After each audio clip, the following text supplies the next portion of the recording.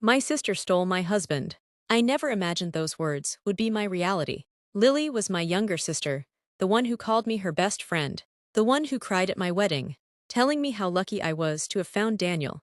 She was the one who helped me pick my wedding dress, the one who held my hand when I was nervous before walking down the aisle, the one who said, "I'll always protect your happiness." It started small. Lily came over often, saying she missed me, needing space from her noisy roommates.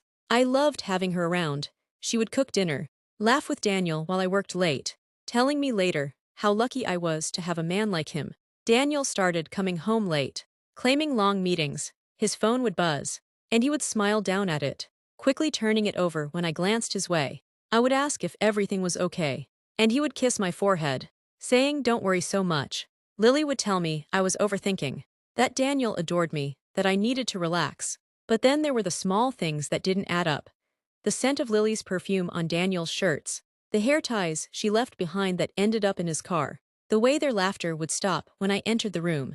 I kept pushing away the feeling in my chest, telling myself they would never betray me. They were my family, they loved me, until the day I came home early. I had left work to surprise Daniel with his favorite pastries. I walked in quietly, smiling, excited to see him, but the smile fell from my face when I saw them. Lily was sitting on my kitchen counter, laughing softly, her hand resting on Daniel's shoulder. Daniel was standing between her legs, his face close to hers, smiling in a way that used to be reserved for me. The bag in my hand dropped, pastries spilling onto the floor. The laughter stopped. They both turned, eyes wide, faces pale. None of us spoke. The world was silent, the truth louder than any scream. And in that moment, I knew. My sister had stolen my husband. Silence hung in the air like poison. Lily jumped off the counter, reaching for me with trembling hands, her lips moving, trying to say something. Daniel stepped back, rubbing the back of his neck, his eyes refusing to meet mine. "Anna, I can explain," Lily's voice cracked. I held up my hand, stopping her. I didn't want to hear excuses. I didn't want to hear lies. "How long?" I whispered. Daniel flinched. Lily's face crumpled. Tears pooled in her eyes, but I didn't care. "How long, Lily?" Her lip quivered. "Anna, please." "How long?" Her shoulders shook as she covered her face. Sobbing, Daniel stepped forward, his voice low. "A few months. A few months." Every dinner we had shared, every family gathering, every time Lily hugged me goodbye, pretending she was just my sister, pretending she cared about me, it was all fake. Felt like I couldn't breathe. My chest was tight. And the room spun, their faces blurring as tears filled my eyes. "I didn't mean for it to happen." Lily sobbed. "We didn't plan it." "Didn't plan it." I laughed, a sound that didn't sound like me. "You didn't plan it, but you were sleeping with my husband." Lily's tears fell faster. "I'm sorry, Anna, I'm so sorry." Daniel finally looked at me, guilt in his eyes. "But no regret. We didn't want to hurt you." "You didn't want to hurt me," I repeated, shaking my head. "You betrayed me in the worst way possible." My voice cracked, and I felt the weight of every moment we shared crashing down on me. The holidays we spent together, the secrets I told Lily, the dreams I shared with Daniel, it all felt like a cruel joke. I looked at them, the two people I loved most in the world, and realized they had destroyed me. Lily reached for me again, but I stepped back. "Don't," I whispered. Her hand dropped, and her sobs filled the room. Daniel put a hand on her shoulder, comforting her while I stood there, alone in the ruins of my life. I turned and walked out of the kitchen, out of the home we shared, out of the life I thought I had. Because in that moment, I knew everything had changed forever. I left the house without looking back, the cold air hitting my face as I stepped outside. My hands shook as I called my mother, hoping she would tell me what to do, hoping she would hold me like she did when I was a child, whispering that everything would be okay. She picked up on the first ring. "Anna, is everything all right?" "No," I whispered, my voice breaking. "Mom, Lily, she's been sleeping with Daniel." There was silence. I could hear her breathing on the other end, the hesitation before she spoke. "Oh, Anna's." I waited for anger, for her to say she was coming over, that Lily would face consequences, that my family would protect me. But instead she sighed. "She's your sister, Anna. Family is family." Her words sliced deeper than any betrayal Lily or Daniel could have given me. "Family," my voice shook. "Mom, she's been sleeping with my husband." "I know, baby, I know, but please, don't let this tear the family apart." Tear the family apart. They had already torn me apart. Tears streamed down my face as I listened to my mother defend Lily, telling me to be the bigger person and forgive her. She made a mistake, Anna. She's young, she doesn't know better. She's old enough to sleep with my husband, I snapped. My mother went quiet before saying softly, please just come over. Let's talk about this calmly. I ended the call, my body trembling, my mind spinning. I called my father next, hoping he would be different. Dad, Lily, she betrayed me. He sighed heavily, telling me he was disappointed in Lily, but in the same breath asking me to keep the peace. Family is all we have, Anna. He said, don't let a man come between you and your sister. A man, my husband, the man I built my life with. The man Lily stole, wasn't just a man. In that moment, I realized I was alone. My parents, the people who should have protected me, chose Lily over me. They chose comfort over truth. They chose her tears over my broken heart. As I stood outside, the cold biting at my skin, I understood that, if I wanted to survive, I would have to protect myself. No one else would. I went back to the house the next morning. My hands shook as I unlocked the door, stepping into the place that once felt safe. It felt different now, smaller, colder, every corner whispering betrayal. Lily was there, sitting on the couch, her eyes puffy, her hands twisting in her lap. Daniel stood behind her, his arms crossed, eyes tired but unreadable. I didn't say a word to them as I walked past, heading straight to the bedroom. I pulled out my suitcase and started folding my clothes, piece by piece, each fabric heavy with memories. The dress I wore on our anniversary, the sweater I wore on our first trip together, the scarf Daniel bought me last Christmas. Every item I packed felt like ripping off a piece of myself. Lily stood at the door, watching, tears sliding down her face. Anna, please don't go, we can fix this. I paused, turning to look at her, my heart aching at the sight of the sister I once loved. The sister I would have protected from anything, but not this. Fix this, I repeated, my voice calm, almost empty. You can't fix this, Lily. Her lip trembled, and she stepped forward. I'm sorry, I didn't mean for this to happen. I love you. I laughed, a bitter, hollow sound. You love me, and you slept with my husband. Daniel shifted, his jaw tightening. Anna, I know you're hurt, but yelling won't change what happened. I looked at him, the man I once thought would stand by me forever, and felt nothing but emptiness. I'm not yelling, I said quietly. I'm leaving. I zipped the suitcase, pulling it off the bed. The room felt like a graveyard, memories buried in every corner. As I walked toward the door, Lily tried to grab my hand. I pulled away. Don't, I whispered. She sobbed, covering her mouth, while Daniel just stood there, saying nothing, doing nothing.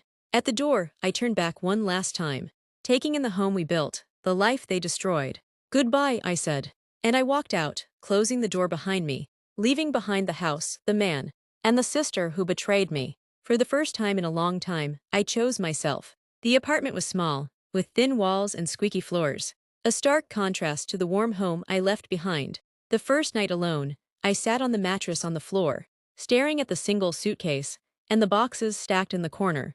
The silence was loud, pressing against my ears, reminding me I was alone. I tried to sleep, but every time I closed my eyes, I saw them, Daniel's hands on Lily's waist, the look in their eyes, the laughter that stopped the moment I walked in. I turned on my phone, scrolling through old pictures of us, birthdays, anniversaries, holidays, moments that once meant everything. Now, they were just reminders of a life built on lies. Tears slipped down my cheeks, soaking the pillow as I clutched it to my chest, trying to quiet the sobs that shook my body. The betrayal felt heavier in the darkness, pressing on my chest until it was hard to breathe. The next morning, I woke up with swollen eyes and a headache that pulsed behind my temples. I made coffee in the tiny kitchen, holding the warm mug in my shaking hands, staring out the window at a world that kept moving. Even though mine had stopped, they were probably waking up together in the bed I once shared with Daniel. I imagined Lily cooking breakfast in my kitchen, Daniel hugging her from behind, the way he used to do with me. I wondered if they laughed about me, if they justified what they did by calling it love. I tried to distract myself with unpacking, placing my clothes in the small closet, folding them neatly, as if creating order would fix the chaos in my heart. But every quiet moment, every pause brought back the memories. At night, I checked social media, despite knowing it would hurt. There they were, Lily posting pictures of a dinner she made, Daniel in the background, smiling. The caption read, "New beginnings." New beginnings for them meant the end of everything for me. I turned off my phone, pulling the blanket over my head, wishing I could disappear, wishing I could forget. But the pain reminded me I was still here, still alive, even if I felt like a ghost in my own life. In the darkness of that tiny apartment, I made a promise to myself. I would not let this destroy me, even if it felt like it already had. Days turned into weeks, and I watched them live the life they stole from me. Lily posted pictures of her and Daniel cooking in my kitchen, decorating the living room I once called home, captioning it with, "Home is where love lives." Each post was a dagger to my heart. My parents shared her posts, commenting with hearts, acting like this was normal, like Lily hadn't betrayed me. Family gatherings continued without me. Photos surfacing of my parents, hugging Lily and Daniel, smiling, pretending nothing was wrong. I saw Daniel's hands around Lily, the same way he used to hold me. I saw Lily wearing the necklace I once gifted her for her birthday. Every photo felt like proof that I was the outsider, that they had moved on while I was stuck with the pieces. Sometimes I would see them around town, laughing, holding hands, Lily looking up at Daniel with that familiar glow in her eyes. I would turn away, my heart pounding, swallowing the pain that threatened to choke me. They looked so happy, so content, while I struggled to get out of bed, forcing myself to eat, to shower, to function. But at night, when the silence grew heavy, I reminded myself, appearances can lie, and I would not let their smiles convince me that I deserved what they did. Slowly, the cracks began to show. Lily's posts became less frequent, and when she did post, her smiles didn't reach her eyes. Daniel was often absent in the pictures, and when he was there, he looked distracted. I heard whispers from friends and neighbors. Daniel was seen out late, laughing with a woman from his office. There were rumors of him spending nights away, excuses about work trips, the same lies he once told me. I watched as Lily tried to hold on, posting throwback pictures of them with captions like "forever," trying to convince herself and the world that everything was fine. But the truth has a way of surfacing, no matter how hard you try to hide it. The same betrayal they gave me was creeping into Lily's life, and part of me felt a dark sense of justice, even as I remembered the pain it brought me. It happened quietly. One morning, I received a message from an old neighbor. Daniel moved out. He had left Lily for another woman, packing his bags and walking out of the house they took from me, leaving Lily alone. She called my parents in tears, begging for help, saying she didn't understand what went wrong. My parents, who once told me to forgive Lily for family, were now angry at Daniel, calling him a traitor, a liar, a man without honor. I listened quietly, remembering how they once told me to be strong and keep the family together when I was the one betrayed. Now Lily was alone, abandoned, tasting the pain she once fed me. It was raining when she showed up at my door. She stood there, drenched, hair plastered to her face, mascara running down her cheeks, clutching her arms around herself. "Anna," her voice cracked, tears streaming. "Please, I need you." I stood there, looking at the sister I once loved, the sister who shattered my life. "He left me," she sobbed. "I don't have anyone else. Please, Anna, I'm sorry. I made a mistake. I need my sister." Her cries echoed in the hallway, the rain pounding around us, her eyes begging me for the comfort I once would have given her without question.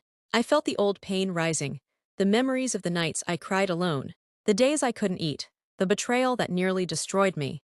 I took a deep breath, looking at Lily, remembering everything she took from me. "I'm sorry too, Lily," I said softly. Her eyes brightened with hope, her hand reaching out, trembling, waiting for forgiveness. But I stepped back, shaking my head. "I can't." I closed the door, shutting out her cries, her pleas, the past. I leaned against the door, tears slipping down my face. But this time, they weren't tears of loss. They were tears of release. She stole my husband, and he stole my trust. But in the end, they destroyed each other. And I found freedom by choosing myself.